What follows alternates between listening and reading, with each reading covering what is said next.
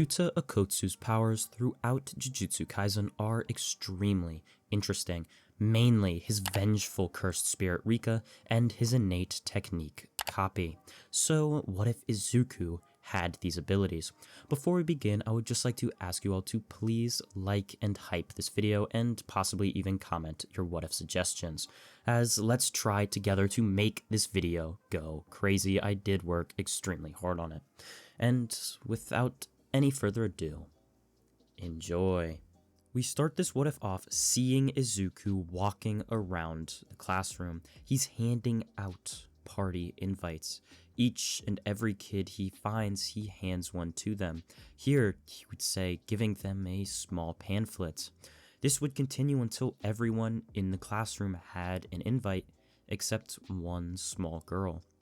She would walk up to Izuku. Izuku, I didn't get an invite. He would turn his head, thinking nothing of it, and would hand her one. Oh, I'm sorry, Rika, here, he would say, giving her an invite to his birthday party. In just a short couple of days, Izuku was going to be turning 4, and on that day, he was going to awaken his quirk. At least, that's what he thought to himself. And so, day after day would pass. 3 days until the party. Izuku would go into school extremely excited. Everyone around him was asking him about the party, what they were going to be doing, what they were going to be eating, what kind of cake it was going to be. The excitement was through the roof, and this was going to continue happening every single day up until the party. 2 days until the party. Izuku goes in and he reminds everybody that the party is at 12 p.m. sharp on Saturday. Everyone nods their heads and goes back to playing. Finally, 1 day until the party. Everyone is ecstatic. And now, 0 days until the party. Everyone is showing up right on time. Streamers are set, balloons are flying through the air, and kids are running through the Midoriya household. Hisashi and Inko don't know what to do. They just sit there and smile as the cake comes out of the oven and Inko begins to put icing on it.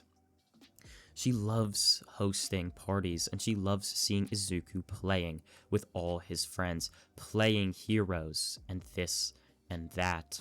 And so this would continue. Izuku knew that his quirk was sure to materialize.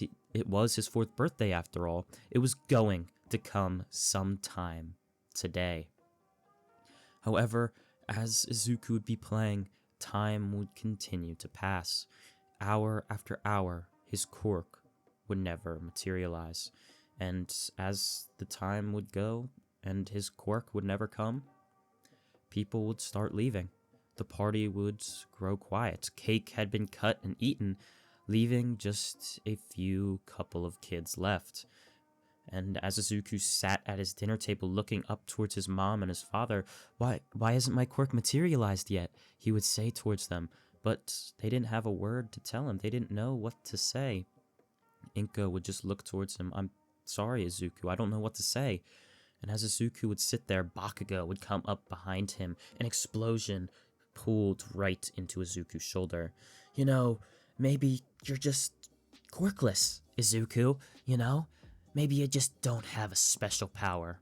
Izuku would recoil, looking back towards Bakugo, wondering, are you serious? Of course I have a power. Tell him, Mom, tell him, he would say, but his mother was nervous, starting to get antsy. It was getting closer towards midnight, and no quirk had come. Finally, Bakugo would get picked up, leaving only Rika to be sitting there as well. She would look over towards Izuku, a smile on her face. She had kind of been forgotten throughout the class. No one really was friends with her. The only reason she was invited was because she asked Izuku. And as the time was ticking down, her parents would eventually show up. But before that, we would see her look towards Izuku. Izuku, you know, today's my birthday too, right? Izuku would look towards her confused. What? What do you mean today's your birthday? I'm turning 4 as well. And I haven't gotten my quirk either. She would look towards Izuku as he would shake his head. What? No, what? What do you mean you're turning 4? Why didn't you have your own birthday party? Izuku would say confused. He was by far more popular, and if she were to have a birthday party as well, no one would have come. And so as Izuku would sit there, we would hear a knock on the door. They would open the door, finding it was Rika's parents, and would take her home. From there, we would see the next day come and go until it was finally Monday. Izuku would walk into school, looking for Rika, pushing through the crowd until he would find her. Did you awaken your quirk? Did you? He would say he hadn't either. And as she would stand there, she would shake her head, no, I never awakened anything. And from there, we would then see, as class would begin, student after student surrounding Izuku, asking him what his quirk is, what did he manifest, but he just shook his head. I didn't manifest anything. He didn't have a quirk to show everyone, but the truth of the matter was he did have a power. Whether it was a quirk or not didn't matter. He had a power, and that was immense in depth and in strength. He had amazing amounts of cursed energy. Whether it was a quirk or not didn't matter. But because of how much he had no idea how to use it, didn't even know it existed yet. And so from here, we would see all of the students surrounding Izuku look towards him with almost a disgusting look on their face. Wait, what? You're quirkless? What kind of... Ew, they would say, looking towards him. What kind of person doesn't have a quirk? They would think, turning their backs as Bakugo would smile. It seems like I was right about you, Deku, he would say before turning his back. But with everyone walking away, there was only one student that didn't. And this, of course, would be Rika. She would stand there looking towards Izuku, going in and bringing him into a hug. It's okay, Izuku. I'll still be your friend. We can be quirkless together, she would say with a great big smile on her face as Izuku would laugh. I guess so. And from here, we would see the two of them grow closer and closer together. Instead of Izuku following Bakugo, trying to be friends with him like we saw in the main timeline, Izuku now had a friend of his own and someone that he could be friends with without being constantly bullied. From here, day after day, Izuku and Rita's bond would grow closer and closer together. And every single time they would hang out, they would love it. They were one in the same, both of them quirkless. At least that's what they thought. And so years would end up passing, the two of them getting closer together. And this, of course, would lead Rika to give Izuku a ring, telling him that they are going to get married together one day, and this ring was a promise to that. Izuku would nod his head, smiling towards her as the two of them would hug. Izuku, while being bullied for being quirkless, yes, he had a friend now, and that was all that matters. Someone that could uplift him, someone that admired him and loved him for who he was. However, this would all change.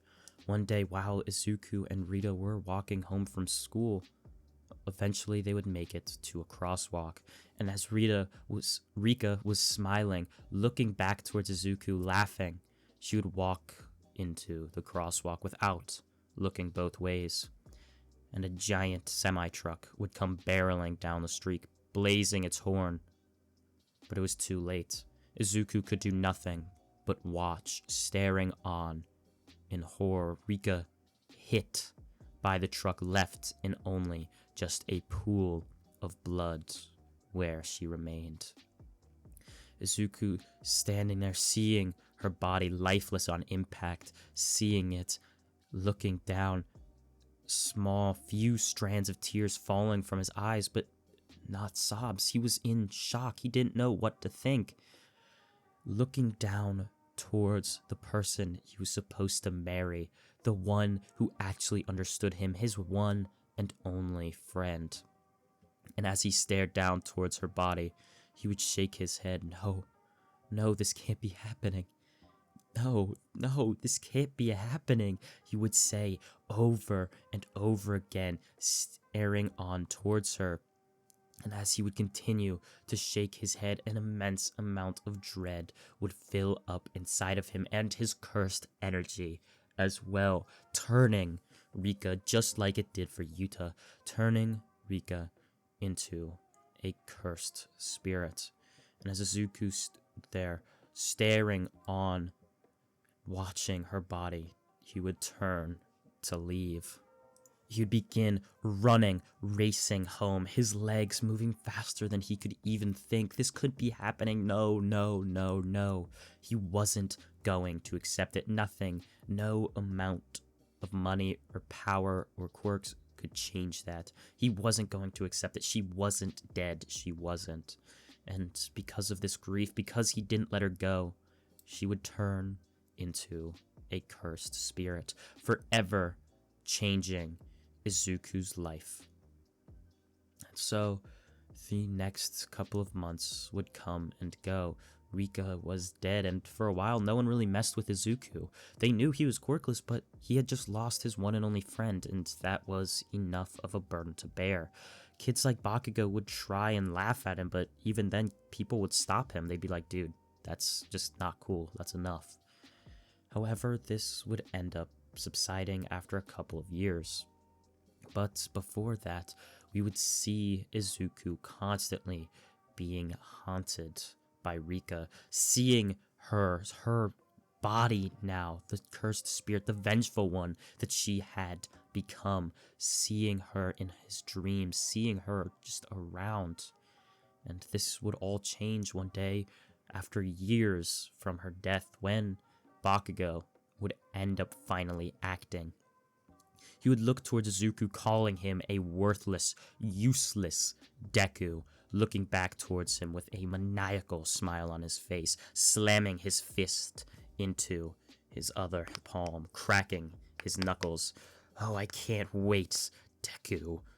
You're gonna see what happens when you try to become a hero, you quirkless freak. He would say. He would jumping towards Izuku with explosions flailing from his arms, but Rika would step in, using her long, pale claw to slash Bakugo, sending him flying out through the wall. Everyone around completely shocked.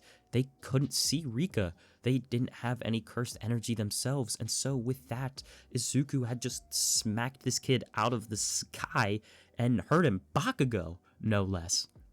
And as Bakugo would begrudgingly moan as he stands up in pain, ugh, what was that? He would say, looking over towards Izuku before he would snap his fingers, signifying for his lackeys to go and grab Izuku's arms. But as soon as they went and tried to, it wouldn't work, Rika slapping them away as well. And this would continue week after week. Anyone that tried to mess with Izuku, anyone that even got close to Izuku, would be smacked away. She was not playing around with him whatsoever. She was going to protect him if it was the last thing her vengeful soul could do. And so, as time would pass, Izuku and Rika would continue going on through school, but eventually the teachers would have enough, and so would the Hero Commission, hearing about someone who consistently uses their quirk and doesn't have any control over it. That is the exact motions that could turn someone into a villain, or worse, kill other students. And so they would task someone to come in and take Izuku out of that classroom, possibly even putting him in jail because of Rika, because of his quirk. And so we would end up seeing All Might walking into the classroom, looking around before spotting Izuku sitting at his desk. The teacher would look alarmed and shocked, seeing the symbol of peace, the #1 hero, standing there in the doorway, looking around his classroom. All Might, what are you doing here? He would say, confused, as All Might would then laugh subtly. I'm here because I was tasked with looking for a student, a boy by the name of Izuku Midoriya. Do you happen to have one in your class? Oh, yes, he's right there, the teacher would say, moving his arm to point towards the boy as All Might would nod his head. Izuku. Could you please come with me? He would say as Izuku would stand up, nodding his head, moving forward as the two of them would walk across the hallway. For some reason, Rika wouldn't attack All Might. She could sense, she could feel that maybe he was there to help Izuku. And this was the tides changing. Izuku had distanced himself from his parents due to Rika. She would attack them if they even got close to him, and so with that distance between them, Izuku kind of thought that maybe, just maybe, if he didn't return, they wouldn't care. They already barely even noticed him around anyway. And so as he was walking, him and All Might would begin talking.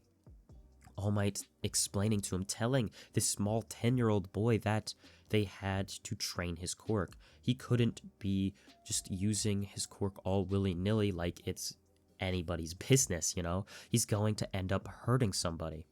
And so Izuku would nod his head, realizing he wasn't an idiot. He wouldn't understand that All Might was basically saying he was going to help Izuku become a hero. He was going to train Izuku. And so from here, we would cut forward about an hour. All Might and Izuku had finally arrived at UA's campus. Cementos, the cement hero, had just created a small building where Izuku could live and could train his quirk, and they had already sent someone off to Izuku's residence to inform his parents. But Izuku didn't mind anyway, they weren't going to care. And so, as Izuku would walk in, sitting down, looking around, seeing this sort of training facility, we would walk over and see All Might standing there with a smile on his face. All right, son. There is a multitude of heroes around this campus, and you are going to probably train with each and every single one of them. However, first, we have to determine what your power is, what your quirk is. So, could you perhaps tell me what your power is? Izuku would look up towards All Might, kind of confused, wondering, what? What are you talking about? He would say, looking back towards him. I don't have a quirk. I never manifested one on my 4th birthday. I see. Then, could you perhaps tell me, then, what you think the thing was that was basically acting as a force field around you, slapping away anyone that even got close to you? Oh. Yeah, that... You know what, never mind. Sure, I have a quirk. Izuku would say, shaking his head, not wanting to get into it with All Might, not wanting to bring up the past memories of the pain that had been inflicted on him by the death of Rika. And so, as Izuku would stand there, he would shake his head. Okay, I don't know what my quirk is, but I have one, and it acts as a force field. It's an entity that protects me. He would say, making up something right there on the spot, as All Might would nod. Okay, do you have any other abilities? But Izuku would shake his head. I'm not sure. I've never really used my quirk before. Realizing this, All Might would then bring out a rack of weapons. It had been a long-standing idea that weapons could bring out people's quirks, and so maybe if Izuku picked one up, then perhaps his quirk would be realized as well. And as Izuku stood there looking through the mounds upon mounds of weapons on this rack, eventually he would pick up a katana. Picking it up, all of a sudden, he could feel cursed energy flowing through his body right into the katana, allowing him to course it through. This 10-year-old boy feeling all of the power that he had stocked up inside of him. Now he could finally feel it and utilize it. He had so much, such an immense amount of power as a kid, and with no training, he had no idea how to use it. However, now he was starting to feel it, starting to be able to use it. And from here, we would see years pass, almost 4 years. Izuku training and training with Rika every single day, training with her and training his cursed energy. He could only really use Rika for a short amount of time every day. It still hurt to see her, just in a way. He hadn't gotten fully used to seeing her, someone he had known so well, like that. And so, as this would continue happening, Izuku training with all of the UA professors, eventually it would be time for the UA entrance exam. As Izuku would be sitting in his small house on campus, Nezu would knock on the door.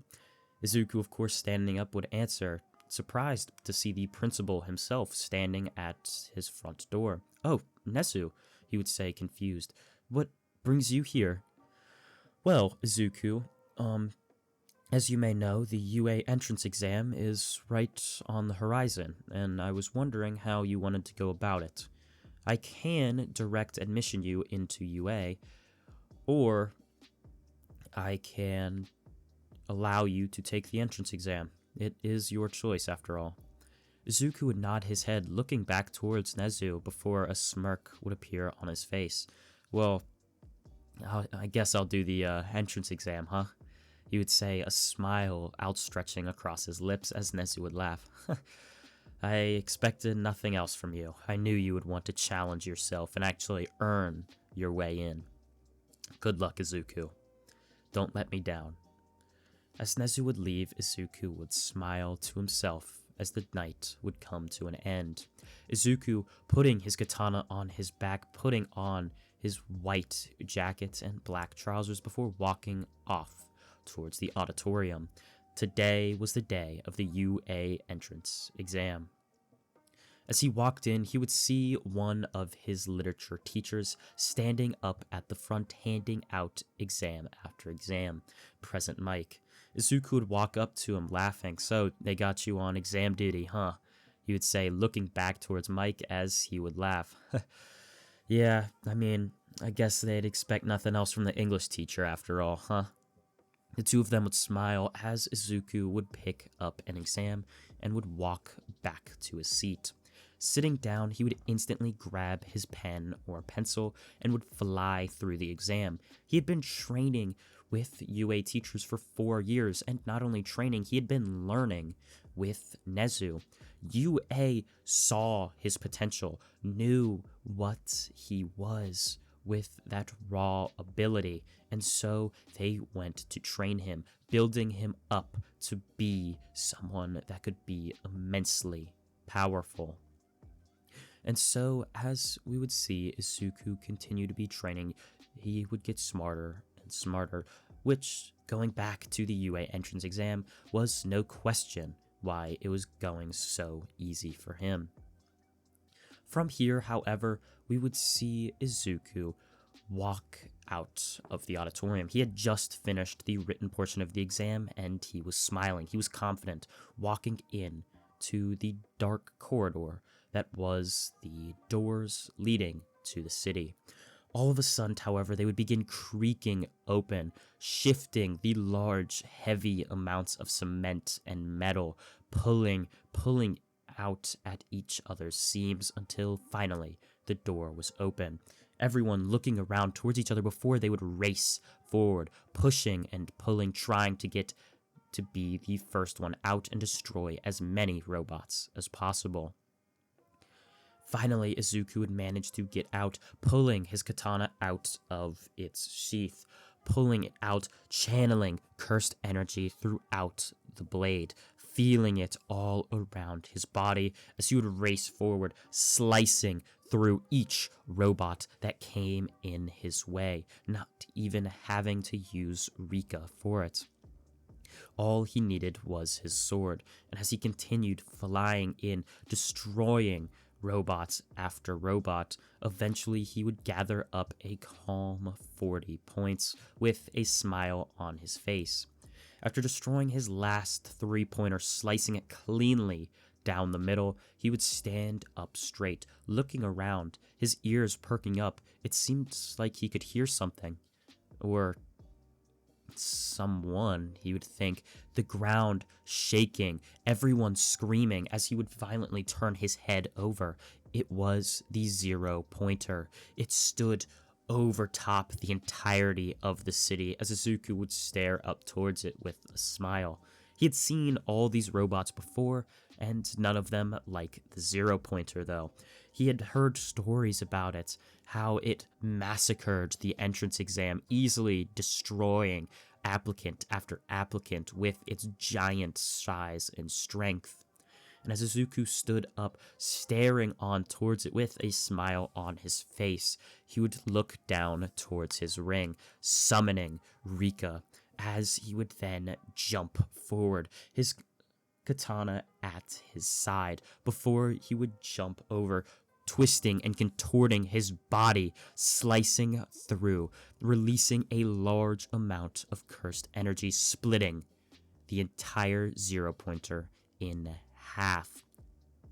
As the top half would come crumpling down to the floor, landing piece after piece with thuds, bringing parts of the other surrounding buildings down with it, everyone would look on in shock towards Izuku. What? They would think out loud to themselves, how in the world did he just manage to do that?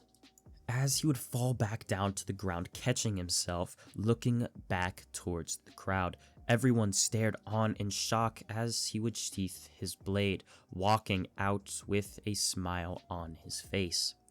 Cutting back towards the observation booth where we would see all of the UA teachers watching on, many of them, their mouths on the floor. They had trained Izuku, they had seen his power, but they didn't think he could do something like this. He was only 14 after all. And as they would see this, they would truly come to realize how much power this boy possessed, how much of a prodigy he truly was. And so we would then cut forward a couple of weeks, Nezu walking over to Izuku's home, knocking on the door. Izuku would answer it with a smile on his face. "I've been expecting you," he would say down towards the white rodent. "I knew you were. Well, congratulations, Izuku. I'll see you in class in about a week." The two of them would nod towards each other with Nezu handing Izuku a package along with a letter. He would rip open the letter, seeing that, lo and behold, it was just his acceptance letter into UA, and he already knew he was accepted anyway, so what did matter? As he would set that to the side, he would rip open the box with ferocity, looking in, peering down, seeing that it was just his UA uniform, looking down at it with a smile. All those years of ridicule and torment and now training had finally come to pay off. Izuku was going to go to UA, the top hero school in the entire nation. And with a smile on his face, he would shake it off before going to bed. From here, another week would pass, Izuku putting on his UA uniform, tightening his tie and fixing his collar, before walking in, strutting throughout the halls with an air of confidence around him. As he would sit down at his desk, eventually other students would begin piling in. Izuku looking amongst them, seeing anyone who could be his friends. Across the past couple of years, all his friends were just teachers, people that were almost, if not double, his age, and so he was looking to make some actual friends, where we would see him try to make friends with Uraraka and Ida. However, before he could even introduce himself, we would see Aizawa walk in, staring on, seeing everybody in the classroom sitting down except Izuku himself. Aizawa would give Izuku a glare before demanding that he sits down. "Izuku, at your seat." "Yes, sir," Izuku would say, his body shifting, running back to his chair and sitting down. "Well, now that that's covered, welcome, students, to your first day of classes here, and welcome to UA as a whole. I'm your teacher, Eraserhead, or Mr. Aizawa. I trust that all of you will give me respect in your journeys to becoming a hero. However, we'll see in just a matter of moments," he would say, glancing down towards his watch, "if all of you will make it. You have 5 minutes to go to the locker rooms and put your PE uniforms on, and then make it down to the testing site. We're going to do a quick quirk apprehension test, and then we'll see who remains one of my students. He would say, a maniacal smirk on his face, thinking who he was going to expel this year. And from here, we would see Izuku race down along with everybody else, putting his PE uniform on and running back to the testing site. Upon making it, we would see Aizawa toss Izuku a ball. Izuku would clench it tight. He had known this test for forever. It was one of the basic tests that they would benchmark for his progress. On one of the first days he was training, he had to throw the ball as far as he could, and without much of cursed energy control, he barely threw it anywhere. And so that was 4 years ago now. So it was finally time to see how far he had grown. Izuku channeling cursed energy throughout his fists, he would stare up towards the sky with a smirk on his face, looking back towards Aizawa, giving him a nod, cocking back his arm before unleashing the ball upon the sky, sending it flying nearly 500 meters into the distance. From here, we would cut over to the crowd of students, one of them a light-haired boy, looking with intent eyes towards Izuku. To him, he seemed extremely recognizable. That boy, he had to be, he would think, before finally realizing it. Although Aizawa had said Izuku's name previously, Bakugo hadn't heard, and now he would hear it again, realizing once and for all that our protagonist, our person that has been training at UA for years, was Izuku Midoriya, the boy he had bullied all those years ago. As Bakugo would scoff this thought out of his head, he would storm up to Aizawa, demanding that he goes next. Izuku was quirkless. How? How did he manage to use some sort of power? How did he throw that ball so far? All these minds, all these thoughts twisting and contorting around Bakugo's mind, causing him to race up to Aizawa. Aizawa would nod his head, causing him to place a ball right into the palm of Bakugo's hand.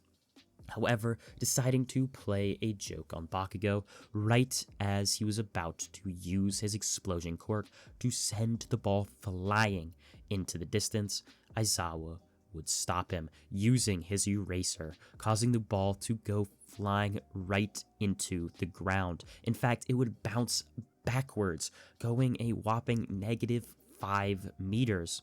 As Bakugo would stare on, looking back towards Aizawa. What? How? He would think, looking towards Aizawa, seeing his hair floating up. You did this. Give me a second chance. That's not fair, he would demand, as Aizawa would then laugh, tossing him another ball. This time, however, Bakugo wouldn't think twice, shooting the ball 700 meters into the distance. And as he would cockily walk back towards where the rest of the students were standing, he would look towards Izuku, whispering in his ear, "That's how it's done, Deku." From here, we would see the rest of the tests come and go. The speed test Izuku would perform pretty well on, along with the strength and durability. However, for those last two, Izuku performed exceptionally well. The cursed energy Izuku possessed, the large amounts of it, allowed him to use it to make himself stronger and more durable, one of the many uses. And so, with Izuku cementing himself as one of the more powerful students within the class, we would then cut forward a couple of weeks. All of the students sat there, sitting in their chairs, antsy. Today was the day.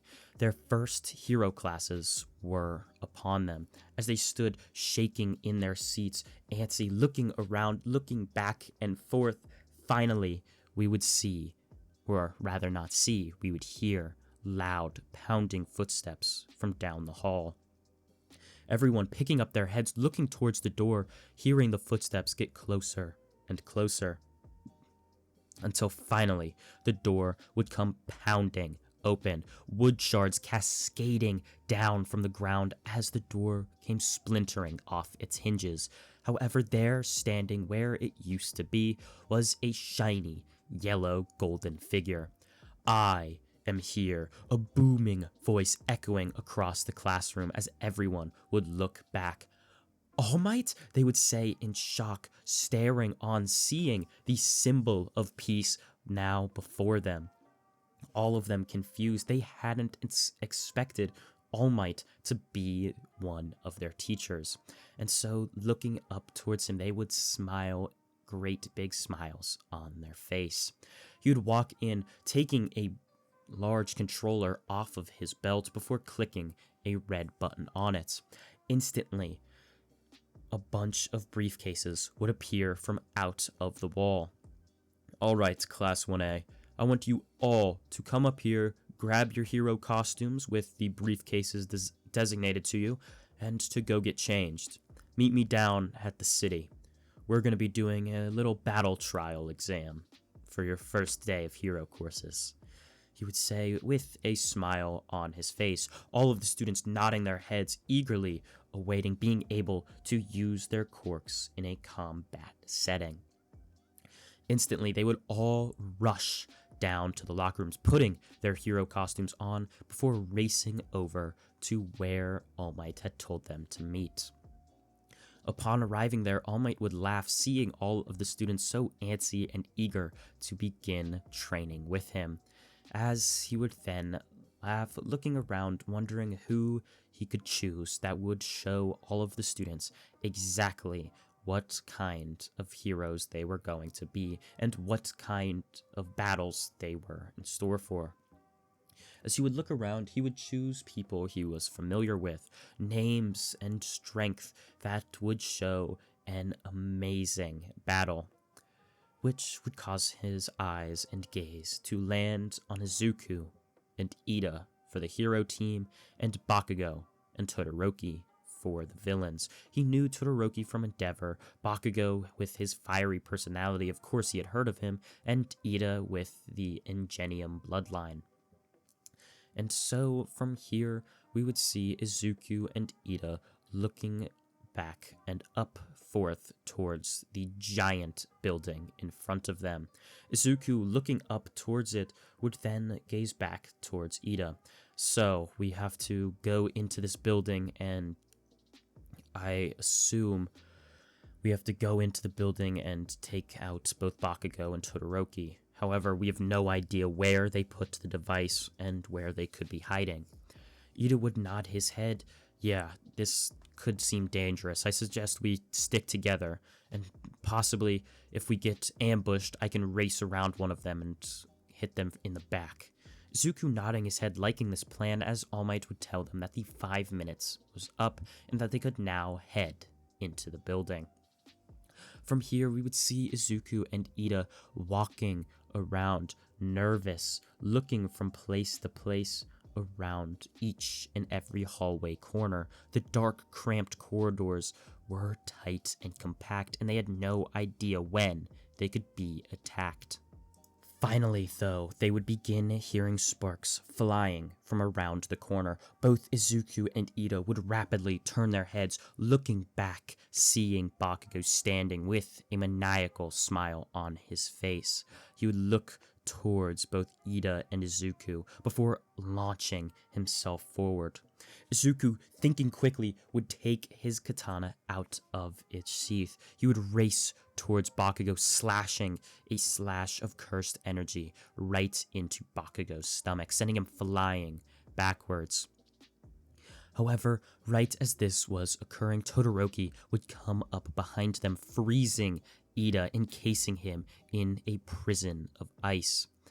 With that, we would see Izuku having to face both Bakugo and Todoroki. He would stare on, looking back and forth between the two boys before Bakugo would laugh, launching himself once more towards Izuku as Todoroki would send an iceberg cascading down towards Izuku.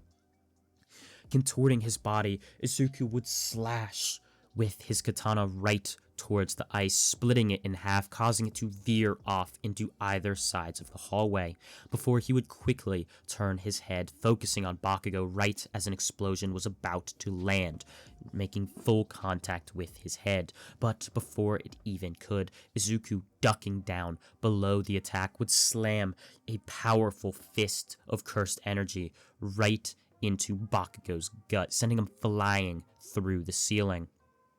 With Bakugo gone now for just a couple of seconds, he would turn his gaze back towards Todoroki. Todoroki by now would send another iceberg barreling towards the boy, but it wouldn't do enough. Izuku ducking down, slicing right through the iceberg before jumping, tackling Todoroki, sending a black flash right into his head, knocking him out cold.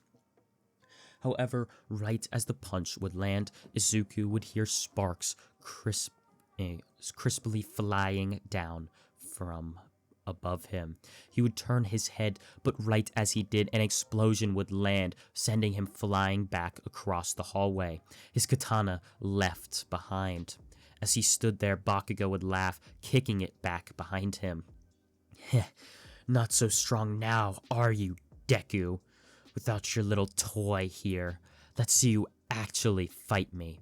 He would say all of this before jumping right towards Izuku, twisting his body, sending a punch flying towards him, but Izuku wouldn't waver, easily dodging this blow, grabbing the back of Bakugo's neck, slamming it into his knee, before grabbing both sides of Bakugo's head and throwing him right into the wall.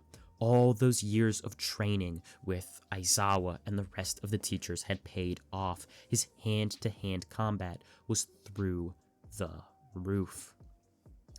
And so, with Bakugo now unconscious, Izuku walked right over to the device and laid his hand on it, giving Izuku and Ida's team the victory.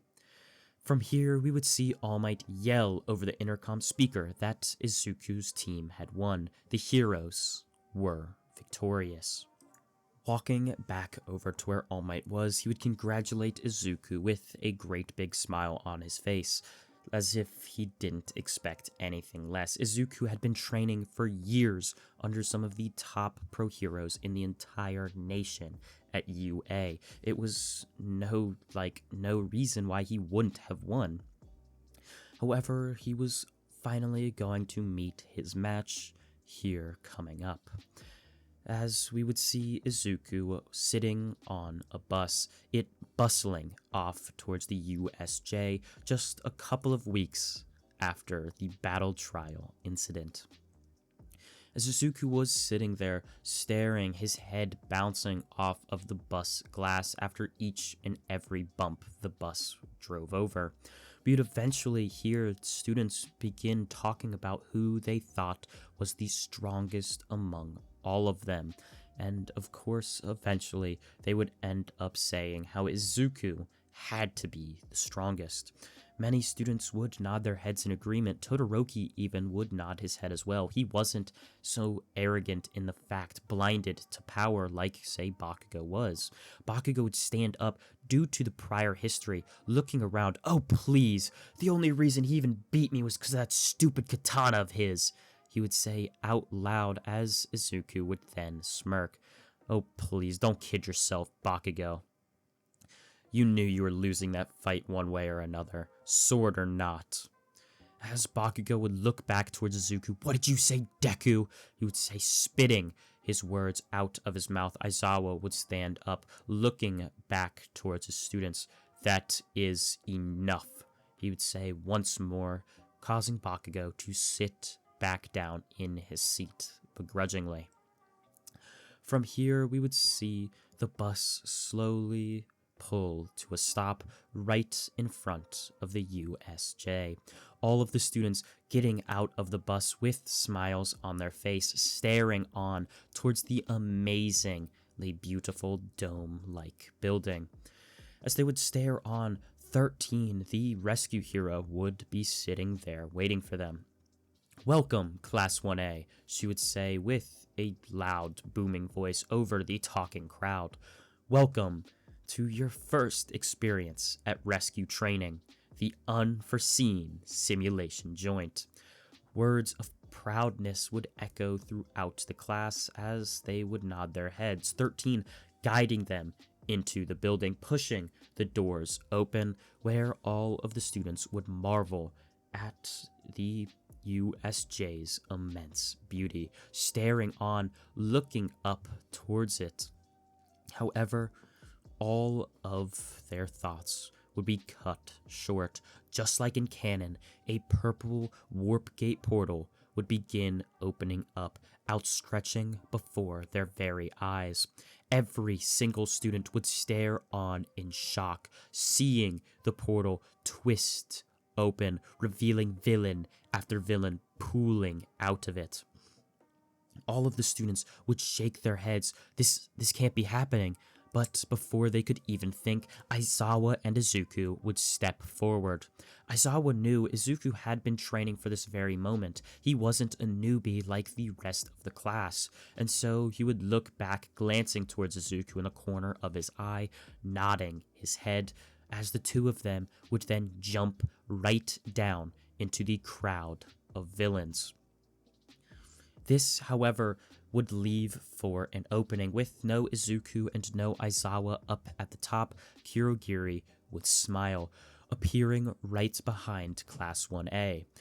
"Well, Class 1A, it's a favor to finally meet you all. Although, it's a shame I probably won't be seeing many of you again." Cockiness and arrogance echoing through the portal villainous voice, before he would create a warp gate beneath all of them, scattering them across the entirety of the USJ. With all of the students scattered, they would begin fighting for their lives against horde after horde of villain in each of the different zones that they would encounter. However, different from them, Izuku would be fighting with Aizawa.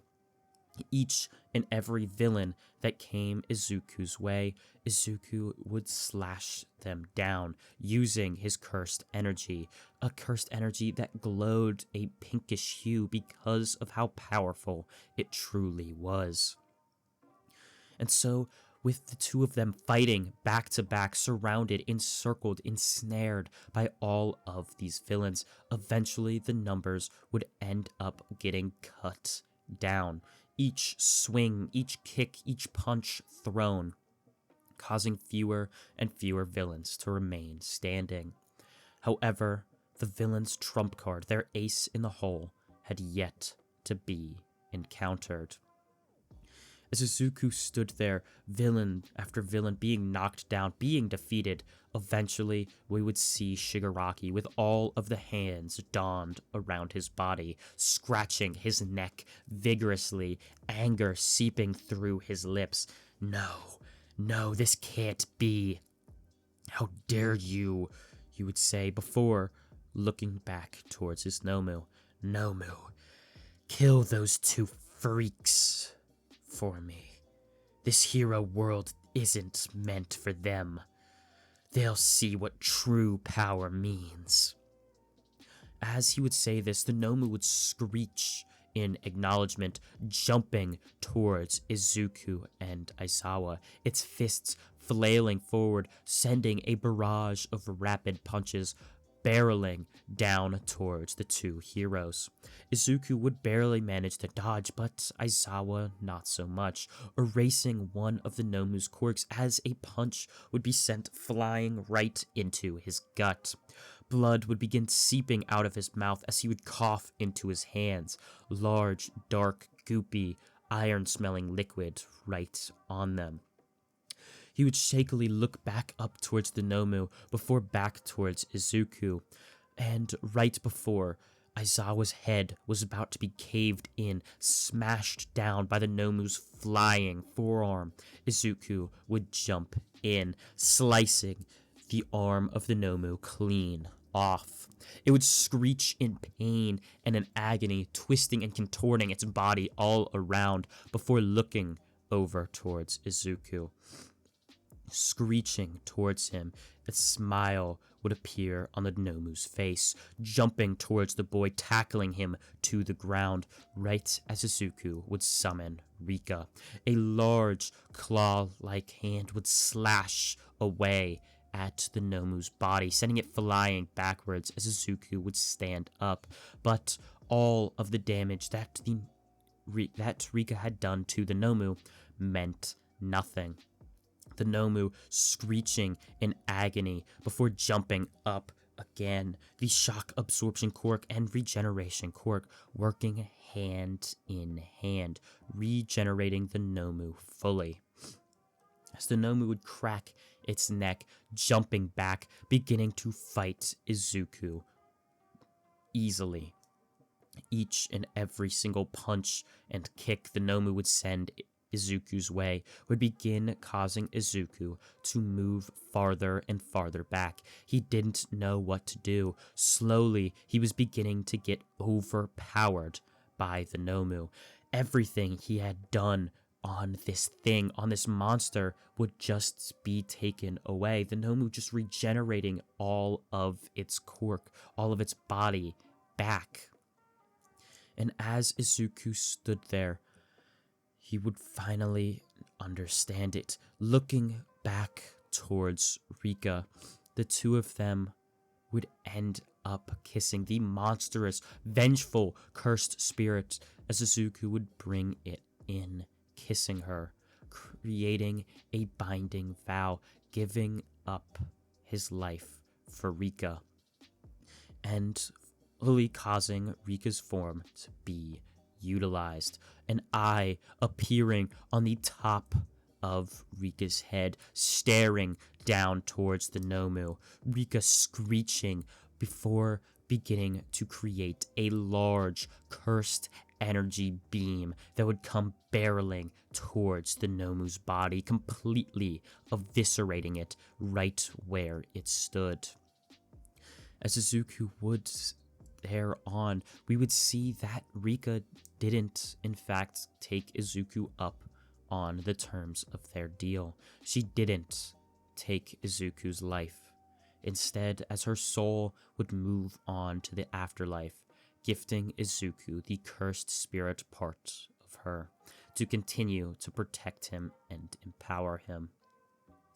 And as Izuku stood there, a smile on his face, seeing the Nomu defeated, we would see Shigaraki begin to shake. He was angry. No, this couldn't be. How could this kid, this boy, just defeat a monster that was supposed to rival the likes of All Might? As he would begin shaking, standing there, he would jump, lunging his body towards Izuku, a smile on his face. I'm not gonna let you get away. You're not going to get away with this, kid, he would say, jumping towards him, all 5 fingers outstretched. But Izuku would dodge this, slicing off one of Shigaraki's hands right before he could even touch him.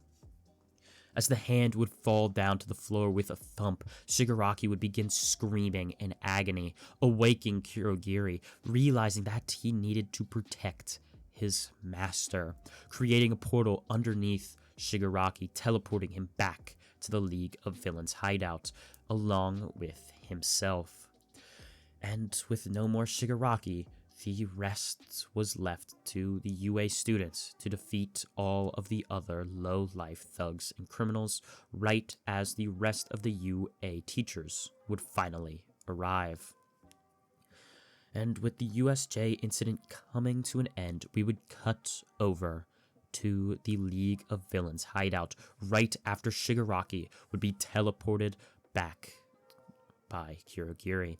We would hear screams bellowing throughout the hallways, echoing around, Shigaraki yelling for the doctor to come in and heal him, to fix his injury. As the Cork Doctor, the one we have known from the original timeline, the one with the goggles, racing in, seeing Shigaraki there, a stump where his arm was, blood squirting out by the cut veins. He would begin yelling, twisting, his eyes fluttering in and out of consciousness, as instantly the doctor would take off his belt, creating a tourniquet around Shigaraki's arm. "What happened? How did this happen?" he would say, where Kirigiri would then tell him a boy had managed to kill the Nomu, and not only that, he had cut off Shigaraki's hand. The doctor would nod his head before telling Shigaraki that his hand wasn't going to come back. There was no regeneration quirks they could give him, if not risking him to become a mindless Nomu himself. Shigaraki, still barely conscious, would nod his head, telling the doctor to do whatever he had to do, to which the doctor would then tighten the tourniquet even more, causing Shigaraki to yell out in pain again. Shigaraki's left hand now no more. Cutting back to UA, we would see Izuku and all of the students talking amongst themselves. No one had died. In the face of danger, in the face of the first ever villain attack in UA's history, they had all managed to hold their own, defeating each and every villain that had come their way. They would smile towards each other, many of them high-fiving, fist-bumping. This was amazing. It was something to be proud of. However, this wouldn't negate for the fact that this was a crazy PR nightmare for UA, the school. Nezu hosting a conference, a live televised one, to give a debrief, a press conference for all of the worried parents watching. So we would now cut over to that, seeing Nezu sitting at a large conference table, the cameras trained on him. As UA principal, I am very aware and disappointed at our lack of security today. Although no students had managed to sustain life-threatening injuries, there's still far more than we wanted to occur. We didn't want them to even be close to sustaining injuries like this. And because of that, we are going to be upping security here at UA, and that includes the building of dormitories across campus for all 3 school years. I hope you can understand and give us permission to house your students in the safety and confines of our school. This should not happen again. Nezu would say, the staring on towards the screen, where the broadcast would then be cut off. From here, however, Nezu would make the executive decision to host the UA Sports Festival a couple of months early, hoping that all of the drama, the buzz around the sports festival could get them off of everything else, off of the recent villain attack. And so the sports festival would occur nearly a couple of months early. From here, we would cut forward to see all of our Class 1A companions walking in to the Coliseum, cheers erupting, echoing across, all of the people standing around, yelling, screaming, they're excited. This was amazing. They couldn't wait to see what was going to happen, who was going to cement themselves as the top member of UA's first year class. And so from here, we would see Izuku and all of his classmates standing there waiting for the first event to commence, the obstacle race. As they would all stand there behind the starting line, eventually a gun would fire, signifying that the race had now begun. They would all push and shove, trying to get ahead of one another, before we would see Izuku it forward, jumping over, climbing the rope across the ravine with ease before his eyes would land on the minefield. He would stare on towards it, realizing that he wasn't exactly sure what to do with this, where he would then summon Rika, causing her and commanding her to use a giant beam of energy, cursed energy, right through the minefield, giving Izuku a bridge to the next event, where it would be the 0 pointers, the last obstacle standing in his way. As Izuku would be standing there looking towards them, all of a sudden he would jump up, looking up towards the 0 pointers, his fist, his fingers curled up, winding back his arm, slamming it right into the top of the 0 pointer's head in a massive black flash. Because this is the UA Sports Festival, he didn't have his katana. All he had was his powers. And so as he slammed his fist right into the 0 pointer, causing it to become crumbling down to the ground, he would land, catching himself running across the finish line in a modest 3rd place. Bakugo managing to fly over all of the competition using his explosions, and Todoroki gliding, skating across his ice. And so with Izuku in 3rd place, he was able to receive a 500-point headband, far higher than all of the other places behind him. 4th place only had 100 points. And so with 500, it was a surefire bet that he would make it on to the next round if he managed to keep his headband.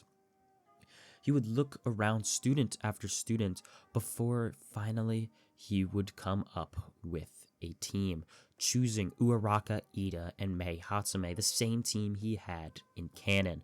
This team was going to get him to the next round. Together with all of their points, they had right around 650, and because of that, all they had to do was protect themselves.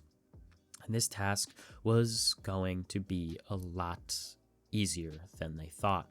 All of the students, as soon as the round would begin, would hardwire their focus, staring towards Bakugo Katsuki. He had that fabled 10 million point headband, and nothing was going to stand in their wake. Nothing was going to stop them from getting that headband. And so, right as the match would begin, we would see them racing forward, racing towards Bakugo, while Izuku's team stood still.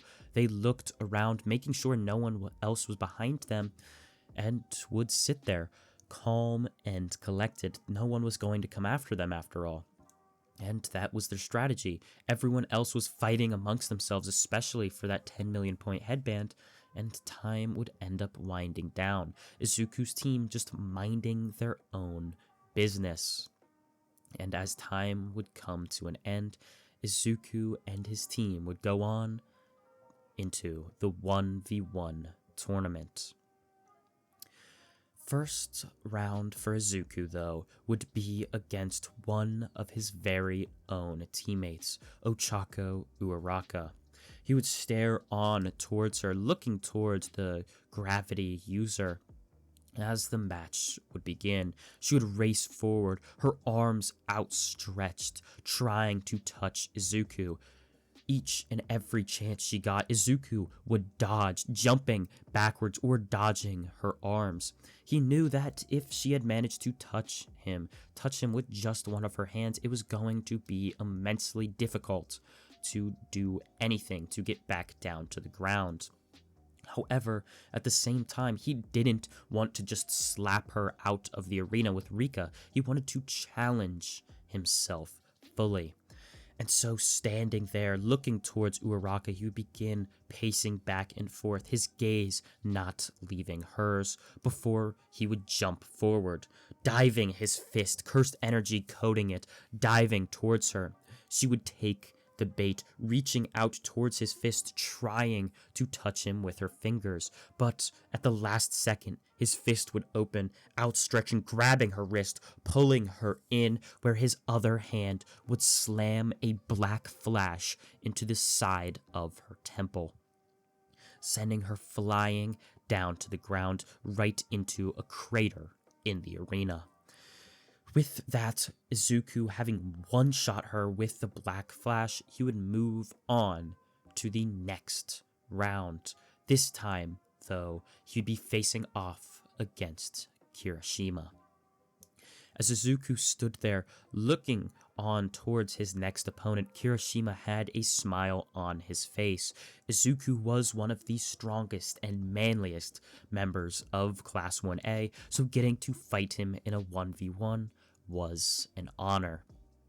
As he stood there looking back towards Izuku with a smile as the match would begin, he would harden all of his skin, racing towards Izuku, slamming fist after fist into each other. Izuku, coating his fists in cursed energy, would protect himself from Kirishima's rough and hard, jagged skin, as each and every punch would be countered by the other.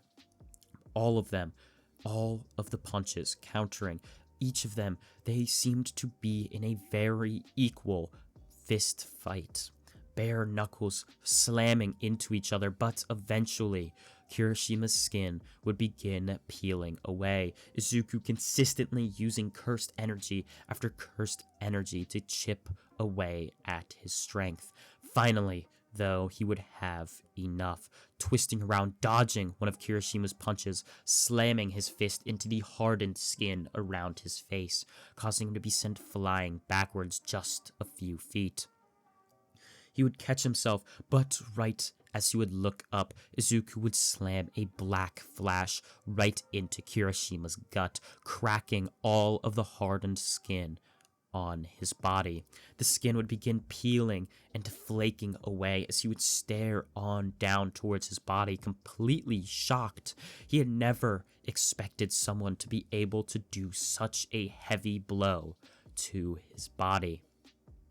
And looking back up once more, Izuku would deal the final blow, kicking him right in the softened skin, sending him flying out of the arena, where he would land on the grass, giving Izuku the victory and moving him on to the final 1v1 battle versus his childhood friend, Katsuki Bakugo. As the two of them would step up onto the arena, Bakugo's eyes would not leave Izuku's. Bloodlust was filling through the air. Bakugo, more than anything, wanted to prove once and for all he was stronger than Izuku. And now he was getting his chance. Izuku didn't have his katana to rely on in Bakugo's eyes, and so it should be an easy battle for him, an easy way that he can take care of Izuku. And so, as soon as the match would begin, he would send off sparks flying behind him, propelling himself forward like a jet engine, jumping towards Izuku and his body, contorting and twisting his hands, shooting off a giant explosion right towards Izuku's skull. Barely, though, Izuku would duck under it, summoning Rika to slap Bakugo right into the ground. This was something he wasn't expecting. He had forgotten about this thing that Izuku had first had all those years ago, Rika. And as he would be flying back up from where he had just been smacked, he would jump once more, cascading down towards Izuku, explosions flying right on towards him, each and every explosion getting closer and closer as he would smile a great big maniacal smile.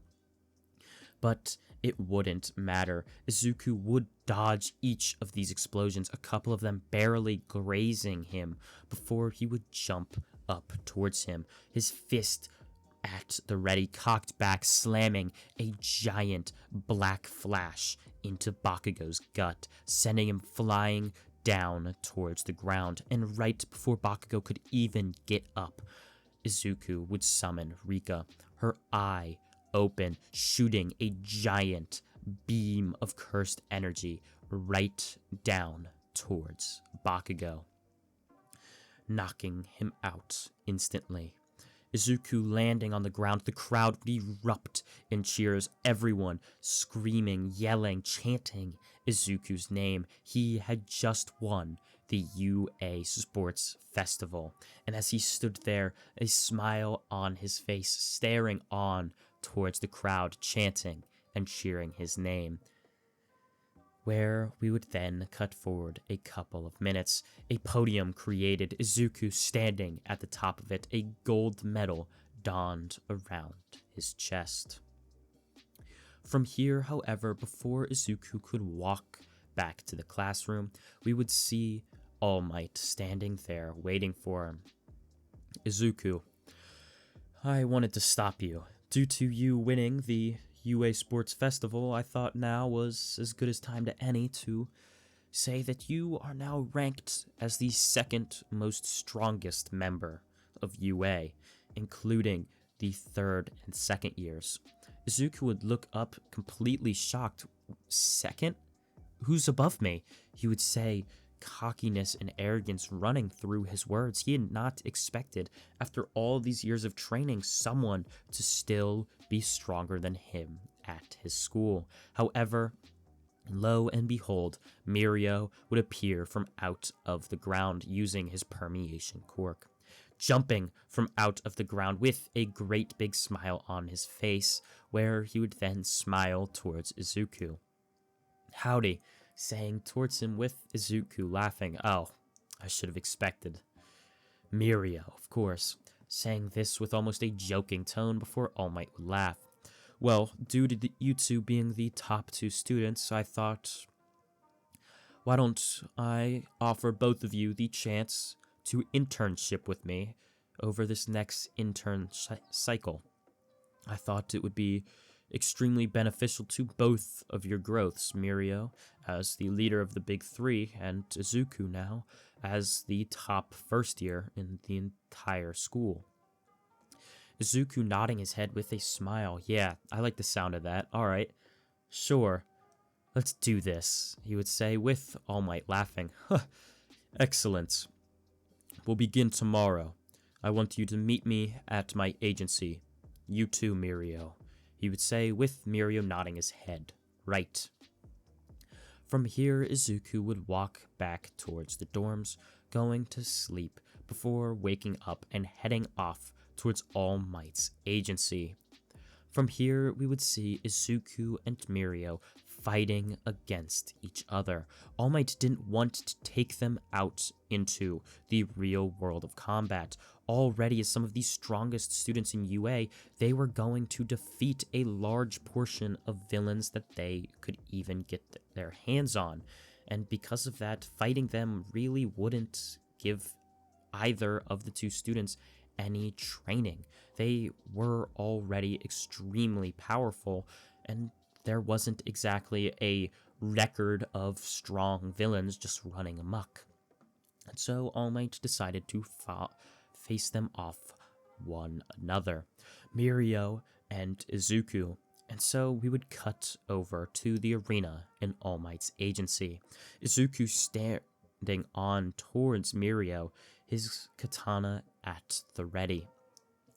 As soon as the match would begin, Mirio would fall down through the floor.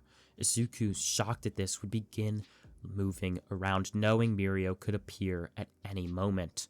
Right as he would begin flipping from out of the ground, Izuku would jump back, holding his katana out in front of him as a giant punch could be seen landing right into the blunt side of the blade. Izuku sliding back a couple of feet. He would look towards Mirio, nodding his head with a smile, jumping forward, going in to slash him with his katana, but it was no use. Mirio would easily go through this and the floor. Izuku turning around right as he does, a punch would successfully land right into his abdomen, knocking all of the wind out of him. As Izuku would stumble back, breathing heavily, his sword falling down to the ground, Mirio would once again stand through the ground, punching him right in the same spot, knocking Deku down to his knees. All Might, now seeing that the battle was over, he would step in, telling the two of them that was a good training exercise. From here, we would cut back to a board. Izuku and Mirio had fought a total of 40 times in this one day. Izuku had won 19 of them, Mirio 21. He had won the tiebreaker. And so with that, we would see All Might now look out towards the windows. The sun was setting, and with that, villainy was going to be increasing as the night would continue to grow longer. From here, we would see All Might take Izuku and Mirio out into the world to fully begin their training. We cut forward a few short hours, seeing All Might, Mirio, and Izuku standing atop a rooftop. However, right as they're standing there, fire and screams would begin echoing out, bouncing off each and every one of the walls around them. They would look around, skyscraper after skyscraper surrounding them, where fire would begin jetting up, smoke filling the nighttime sky. All Might would jump down and Mirio following suit. However, right as Izuku was about to follow them as well, he would hear a scream in agony. Turning back, racing towards it, knowing that All Might and Mirio were now too far for either of them to hear or come help. He would race towards it before finding himself at the entrance to an alleyway. Walking into this alleyway, he would look back around, seeing a masked figure standing over someone, a pro hero. Izuku looking towards him, yelling that that's enough, before this man would throw a dagger right towards Izuku, barely managing to dodge it as the dagger would slice through a small chunk of Izuku's cheek.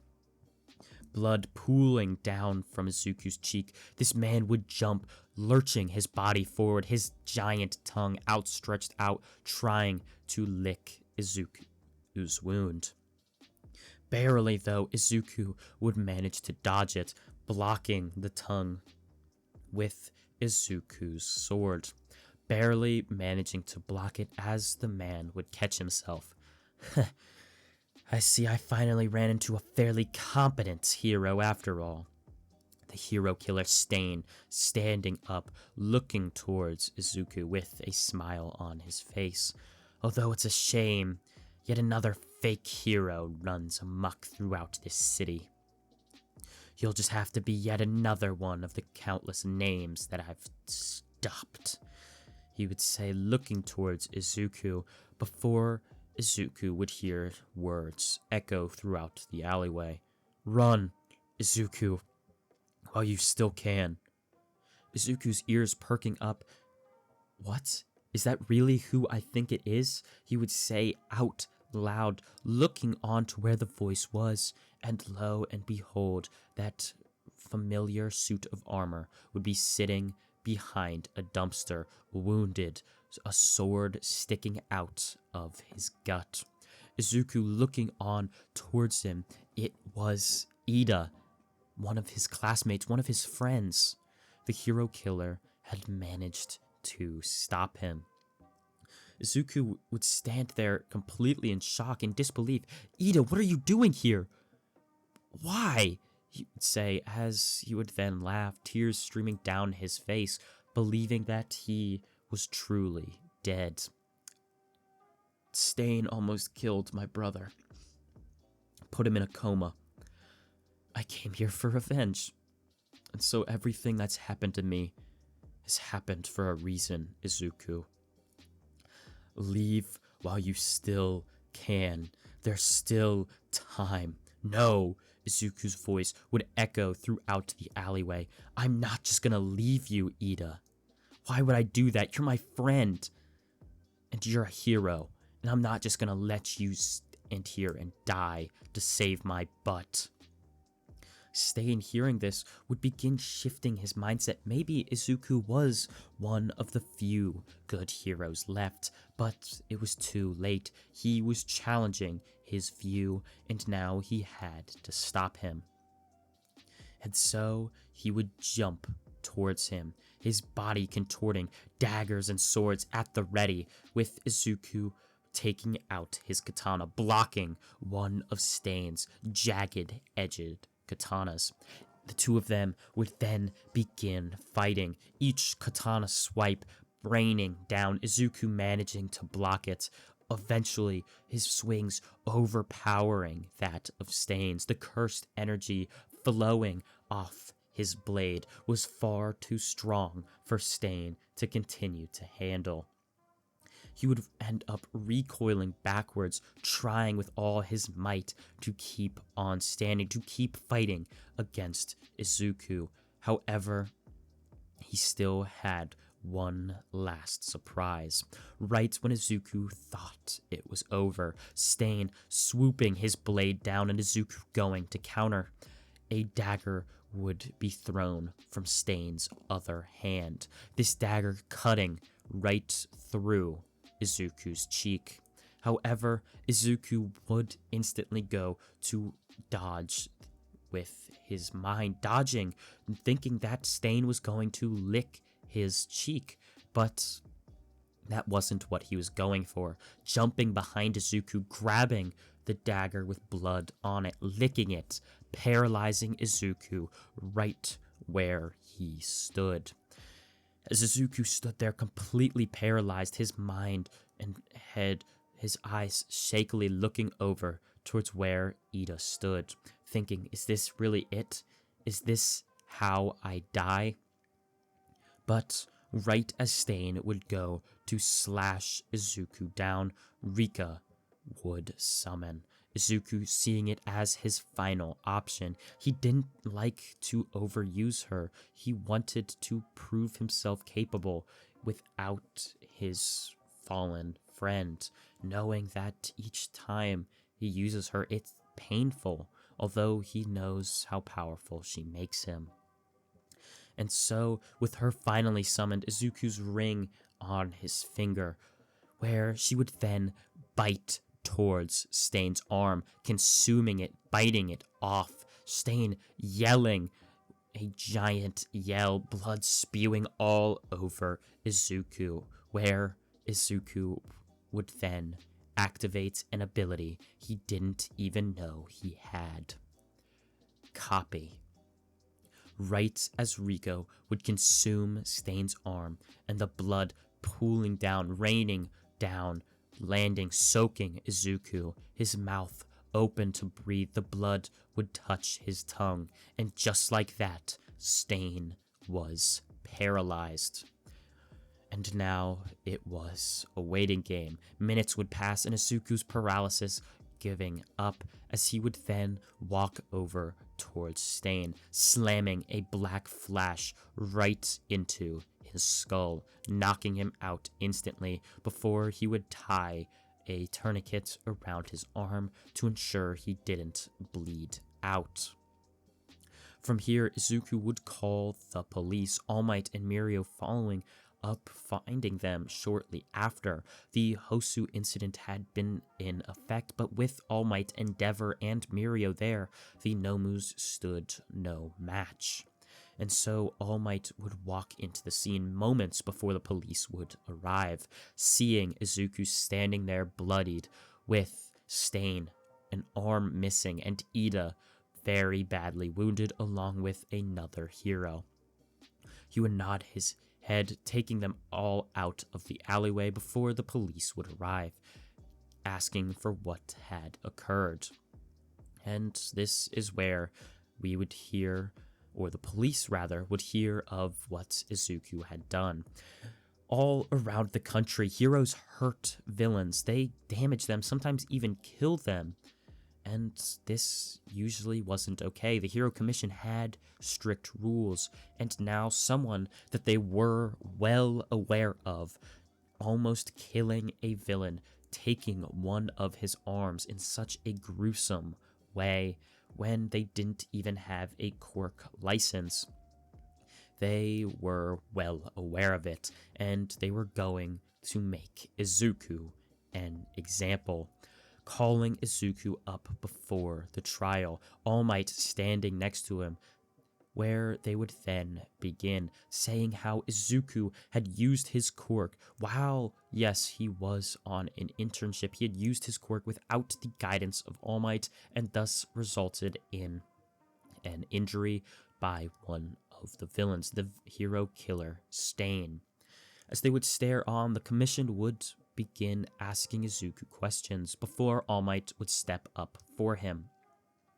If I may speak for my intern here, I do ask all of you to please give a motion and to please drop whatever consequences and fines you have for Izuku.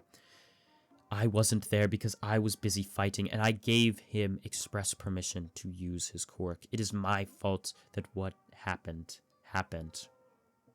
They would nod their heads, looking back towards Izuku. Well, we'll let you get away with it this time, but learn how to control your quirk. If you can't, we'll be forced to make sure you never have to use it again. They would look towards Izuku, giving him a nod before he would walk out of the room. A little bit shaken, he knew he didn't want to be forced not to use his quirk, to be forced out of the hero society. He knew how strong he could be, and he wasn't going to let that become of him. He wasn't going to let the hero commission stop him from being a hero. However, now wasn't the time.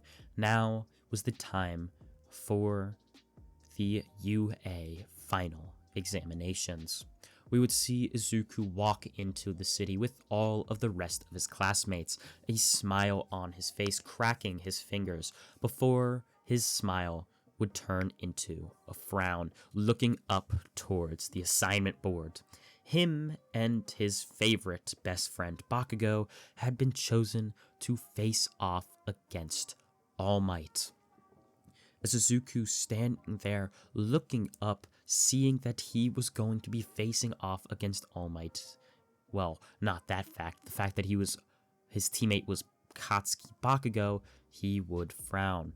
Yippee, he would think to himself, before he would walk over towards the entrance of the city. Bakugo looking back towards Izuku in anger, telling him not to get in his way as the match would begin. They had to search and find All Might or make it to the edge of the city and escape. All Might, wearing weights and playing a villain part, would be jumping around the city, causing chaos and looking every which way he could for Izuku and Bakugo. Izuku, being the smart student he was, knew that they had to formulate a plan, especially against the symbol of peace, the number one hero. However, this wasn't going to happen. There was no plan that could help Izuku out, as soon as the match would begin, Bakugo, using his explosions, would propel himself forward, jumping around the city, looking every which way for All Might. He was going to prove he was stronger than Izuku. Even if he couldn't beat him in combat, he was going to prove it by beating the symbol of peace, by beating All Might.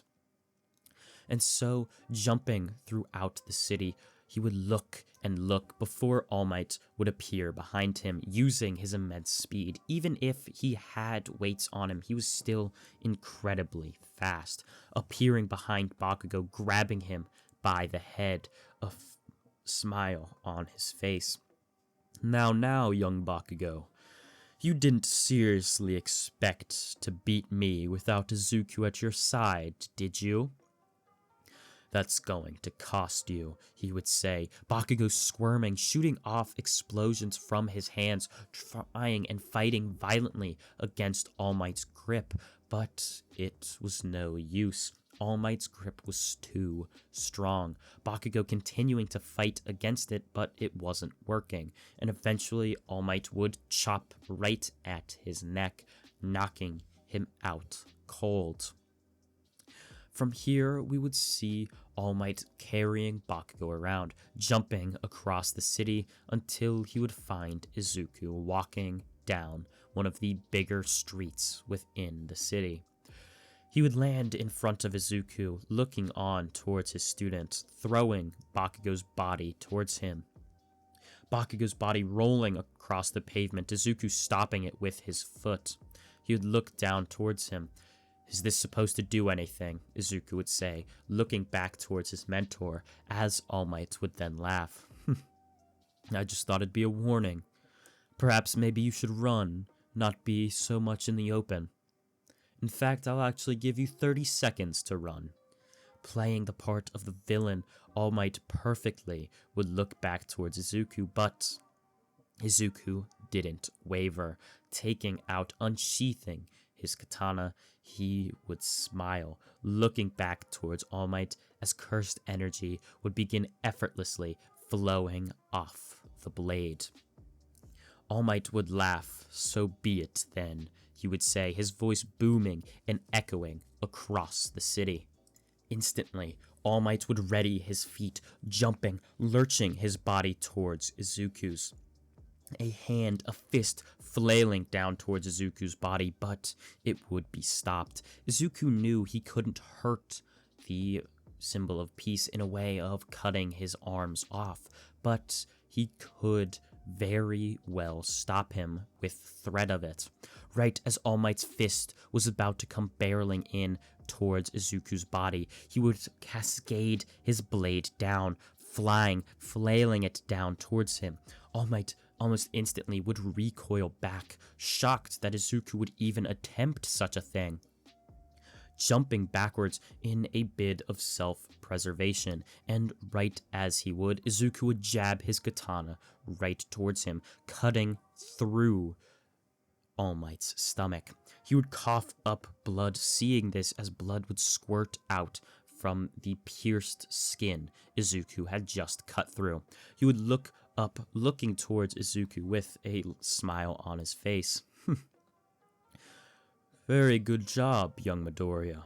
Although, it wasn't good enough." Twisting his body around, twisting as his leg would slam into the back of Izuku's head, sending him flying forward, landing in a taco cart. He would stand up, brushing himself off, looking back towards All Might. "I could say the same thing about you," he would say, voice cocky. He knew he had won.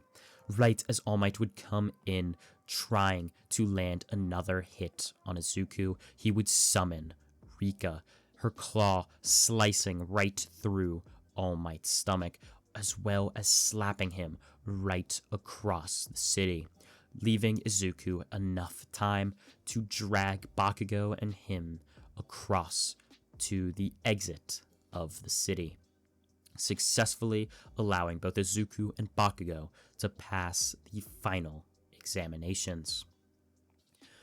From here, we would see Izuku and Bakugo, along with the rest of the class, on a bus trip up to the forest training camp. They, for the next week, were going to be training their powers as much as they could in a bid to get as strong as possible. And they were going to be doing it with the wild pussycats. Upon making it up to where they were going to be dropped off, the bus would come to a sudden halt, slamming on its brakes. All of Class 1A would stand up confused, Mineta even yelling, "Oh, come on, what's with all the weight? The commotion!" He would say, yelling to the front of the bus, but Aizawa would only smile, signaling for all of them to get off. Right as they would get off, the bus would instantly start up again, speeding away, leaving Class 1A to find their way back up towards the training camp. As they would look up, we would see one of the cats standing at the top of a ledge, almost yelling for them to come up this way. This was the only way remaining for them to get to the training camp. Many groans would be heard, many people tired from their internship, from the final exams. They did not want to have to do this, but this was yet another test, another training exercise. And so eventually, after hour, they would make it to the sports training camp, where they would then be left with a feast. They had to eat a lot of food if they wanted to keep their energy stores up, and so they would feast, eating and eating a large amounts of food, knowing that that was the only way they were going to stay capable of using their quirks. And so from here, we would see day after day pass, each and every student training their quirks to their fullest. However, Izuku would be training in a different way. His bottomless pit of cursed energy, he couldn't really train it, and he couldn't train Rika all too well, as the Queen of Curses wasn't exactly in the needing department of training. And so he opted instead to train his katana. The Hero Commission was very, very adamant on Izuku not killing or injuring any more villains, at least until he had his quirk license.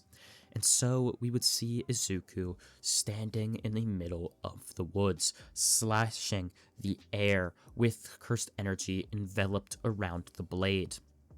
Each and every slash was swift and smooth, laced with precision, Izuku practicing and training as best he could.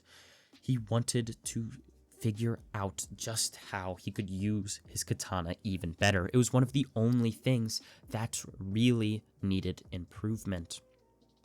And so we would see hours upon hours of Izuku practicing the same exact slashes in mid-air, just slicing and dicing the air as much as he could up until nightfall, when all of a sudden he would hear screams and the smell of smoke would envelop his nostrils.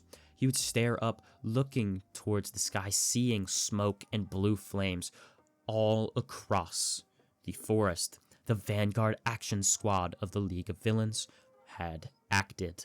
The forest training camp was now under attack. However, Izuku knew his classmates could handle themselves. What he didn't know, however, was if the person who screamed could. And so he would follow the screams all the way until he would find Koda standing, his feet to the edge of a giant cliff, muscular, laughing towards him. "You see this kid? This eye here? Your stupid parents must have done that to me. You and your stupid water quirk took out one of my eyes. Why don't you come here and I'll get a little retribution, huh, kid? It won't hurt. All I'll do is just rip out both of your eyes then, huh? How about it? Come on." Muscular would be saying, taking step after step closer towards the boy. He would scream, yelling, "Don't come a step closer," holding up his hands with water, tears streaming down his face.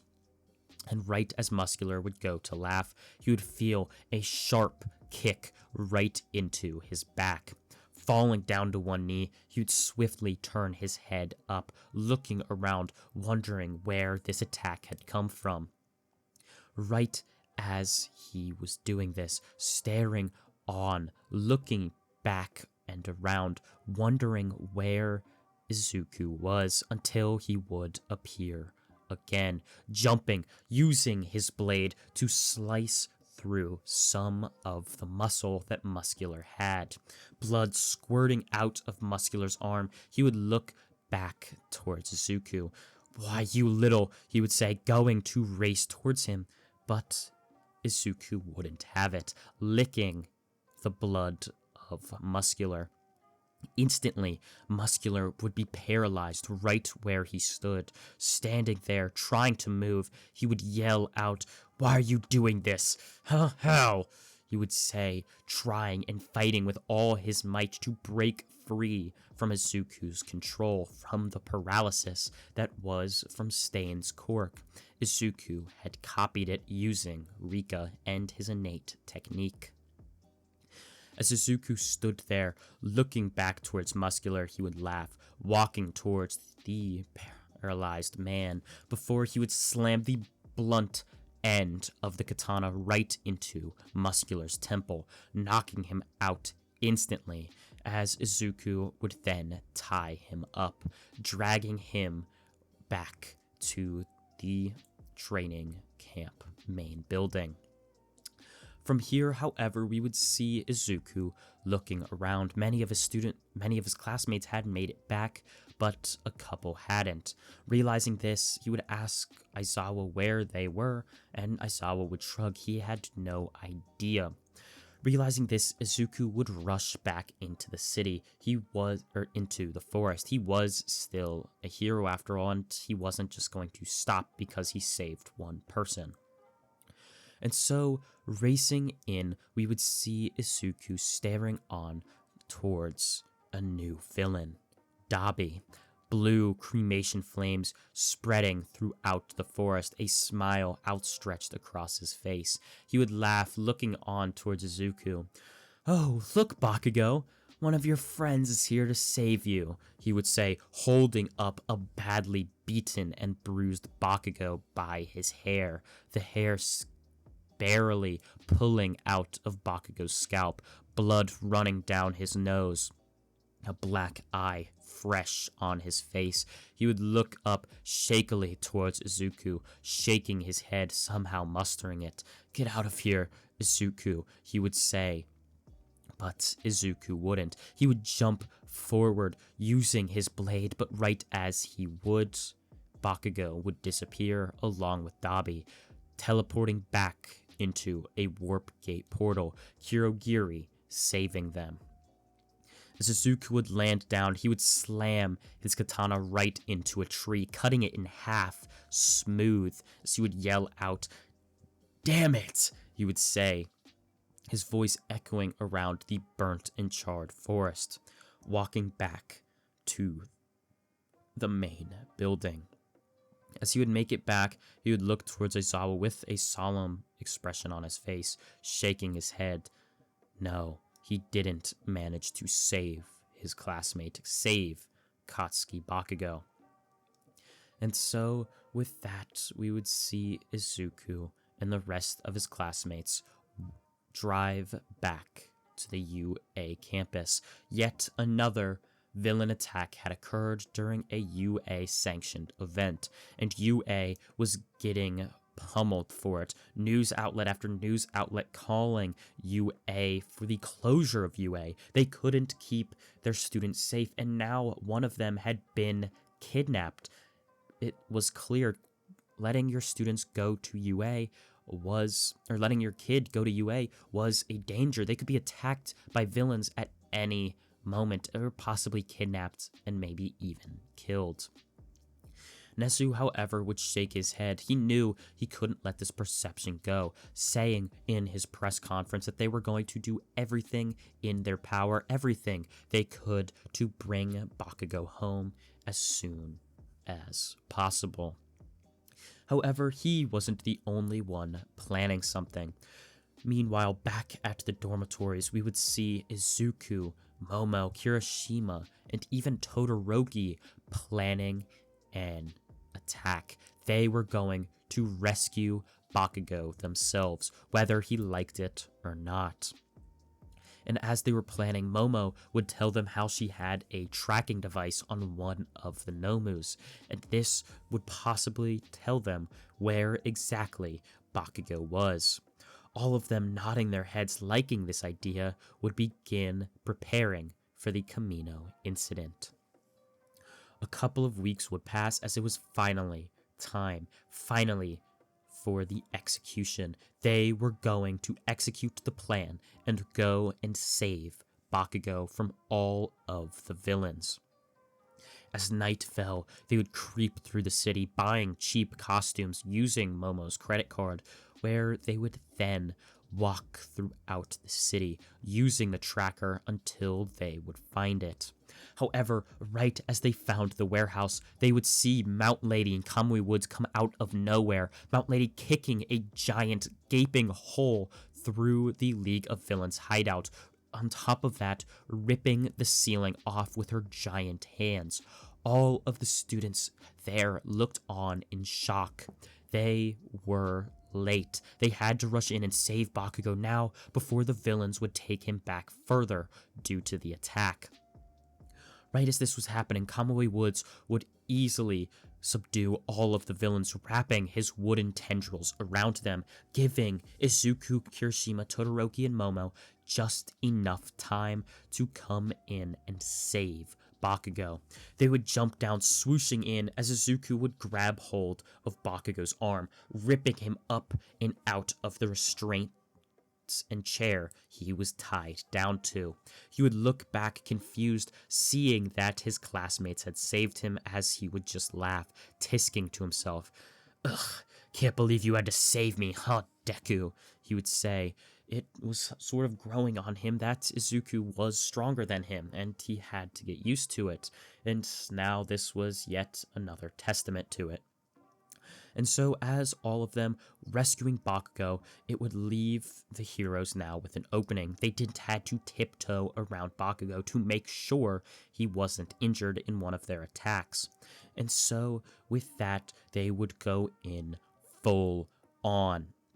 All Might racing down, along with that Edge Shot and Best Genius as well, coming in where a full-scale brawl and fight would ensue.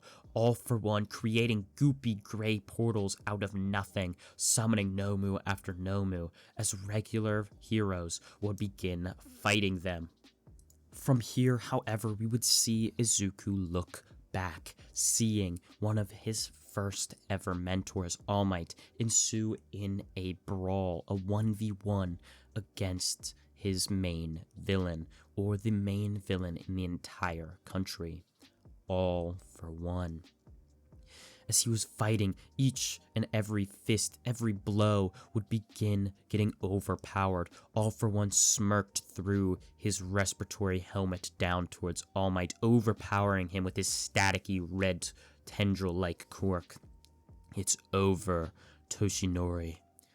Can't you see the time for villains is here and upon us? And you're just one of the fleeting glances away from it." Before his words could even be finished, Izuku, racing in, would slide his katana, puncturing right through All for One's stomach. He would stare down towards Izuku, who would look up to him with a cold stare. "That's enough out of you," Izuku would say, sliding his blade back out of All for One, slashing the blood right off of it. All for One stumbling backwards, holding his stomach in his hand, the blood gushing out. He would look back towards Izuku and All Might, a weakened All Might staring on towards All for One, his eyes fluttering, barely staying awake. He hadn't believed it. Izuku, one of his first apprentices, had come in, raced in to save him, to save the symbol of peace. And as Izuku stood in between All for One and All Might, All for One knew this battle was over, creating a gray portal behind himself, teleporting all of the League of Villains back to an off-site backup location along with himself. This wasn't over, he thought to himself. This wasn't how it ends.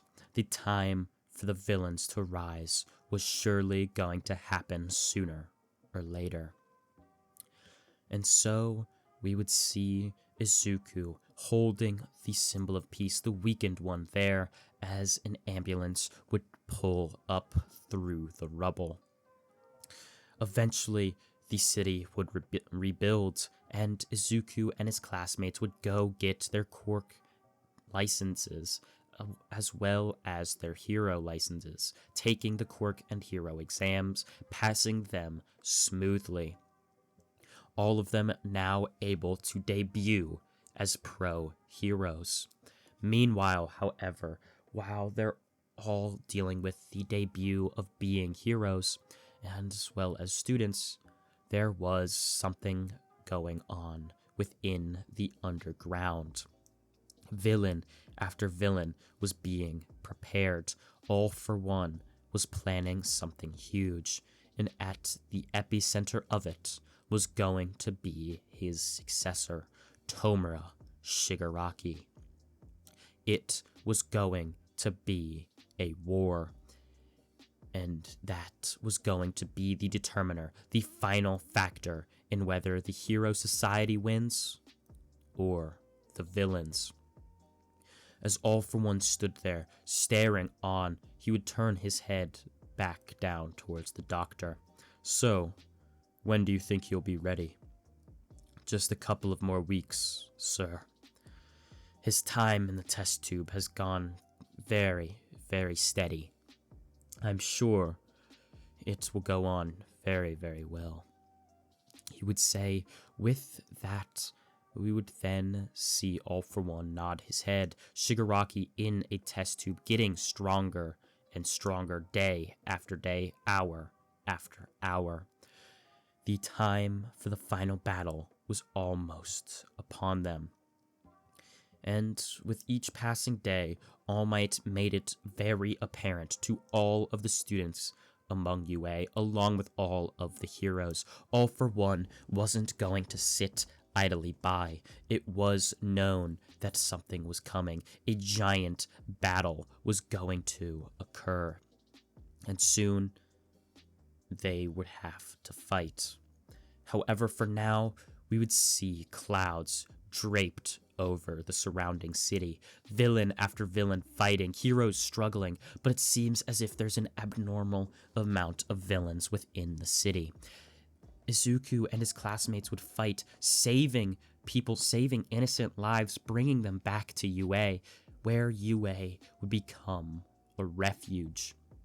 No more was the city safe. All for One was playing with strings. Everybody beneath him was a puppet, and he was guiding them perfectly along his plan to beat the heroes. The city overrun with villains, and soon Shigaraki prepared and ready to fight. And so we cut forward a few short weeks, All for One walking in to the testing lab as the doctor stands there with a smile on his face. Is he ready? Yes, sir. Shigaraki is ready for war. All for One would smile, looking back towards him. Excellent. Well then, let's begin this battle. He would say this once more as Shigaraki would fall out of the test tube, ready and prepared, his hair long and white, becoming the perfect weapon for All for One. From here, we would see the final battle beginning. Gigantomachia on the move with hundreds of heroes fighting to stop it, including UA students. All the while, All Might was guiding Mirio and Izuku. With Mirio being the successor of One for All now, he never would have lost his quirk in the quirk canceling bullet from Overhaul. And because of this, he was now going to be a defining, pivotal factor in the final battle. As Izuku stood there standing with Mirio, the two of them would hear as the ground would shake, ceiling tiles falling down from the ceiling.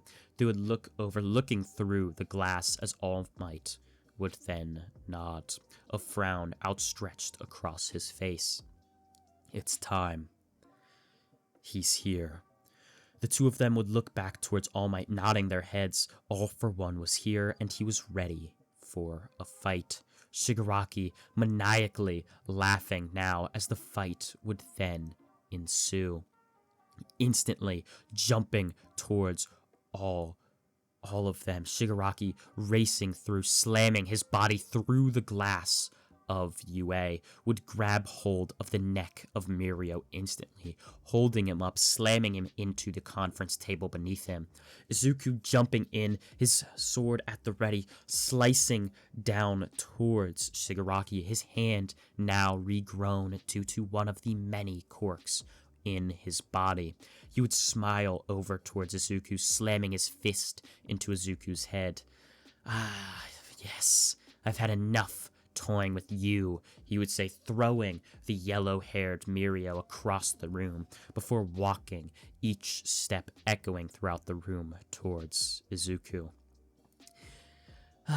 Thankfully, I was able to regrow my hand, though I did have to live with it for a couple of months. No thanks to you, Izuku Midoriya. Though it's over for you, you are going to die here once and for all, he would say, reaching his hand down towards Izuku, but right before he could touch him, right before he could even decay him, Mirio would jump through the ground, yelling power, slamming a fist right into Shigaraki's gut. But it didn't do a thing. Shock-absorbing quirk, absorbing the shock from Mirio, as Shigaraki would laugh. "If you're gonna get in my way, then I'll just have to take care of you first." He would say this, beginning to decay Mirio's arm, the decay spreading rapidly up throughout his forearm, throughout his bicep, and as Izuku saw this, wide eyes, Rika would appear, biting towards Mirio's arm, biting it, consuming it before the decay could spread further. Mirio would yell, but because Izuku had saved him, he wasn't going to be decayed any further. He would hold his arm in pain, punching Shigaraki away from him with his other, before Izuku would copy Mirio's quirk, slipping underneath the ground. Shigaraki would look around, not seeing Izuku anywhere, before he would jump up, slamming the blunt end of the blade right into Shigaraki, sending him flying backwards before Rika would use a giant pulsing beam of cursed energy, barreling down towards him. Shigaraki, seeing this, would barely manage to dodge, scrambling, pulling himself out of the rubble. Jumping out of the glass, Izuku following not so far behind him. He knew he couldn't let Shigaraki get out of his sight. Jumping down, following Shigaraki, following as close as he could before Shigaraki would turn, jumping back towards him once again, his hand at the ready. Izuku would slap him out of the way using Rika, where Shigaraki would then be caught by All for One, who would smile down towards the boy.